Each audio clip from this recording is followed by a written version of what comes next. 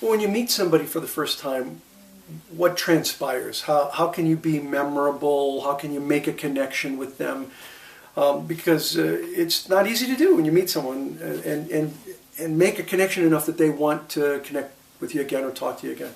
So one of the things that I recommend is you have a series of questions and that you ask. And it's funny because sometimes I'll give the whole series of questions and people will actually, I've seen them. So tell me, what do you do? Oh, and what's your specialty? And like they'll read the question. That's not what I'm talking about. I could give you read some of the books, you'll see the questions. But there's one to end with. So whatever questions you ask, what do you do? What's your specialty? What's a great referral for you? Whatever, end with this question. And that question is, tell me, what are some of the challenges you have in the business that you've got? Now, you can't start with that question. Hi, my name's Ivan. What are some of the challenges you have in your business? I mean, people are going to go, who are you and why are you asking me that? But if you get somebody to open up, to get them to talk. See, a good networker has 2 ears and 1 mouth and uses them both proportionally. So if you get them to talk, then you ask that question, you're going to get a straight answer often. And when you do, then you find a way to help them. And again, not to sell them something, but to really genuinely help them. One of the best examples for me was a gentleman that I met at a church function.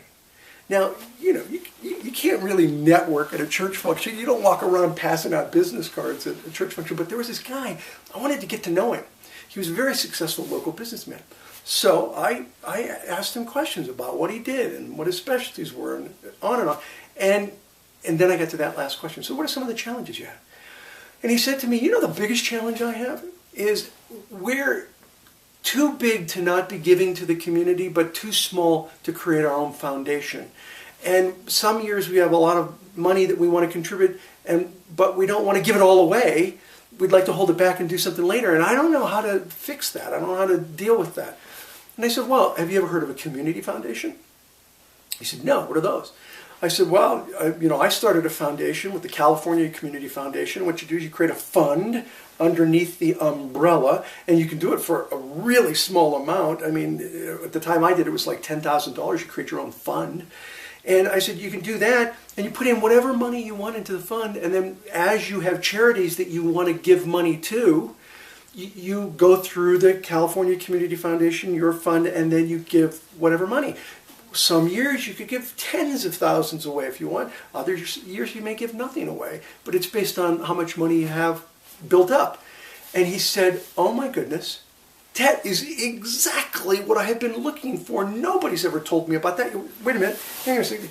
And he pulls out his wallet and he has a card and he says, would you mind contacting me? Do you have a card? Now see, that's brilliant. When you can have a first connection with somebody, and you don't even ask them for their card, and they say to you, oh, here's my card, will you contact me? You nailed it.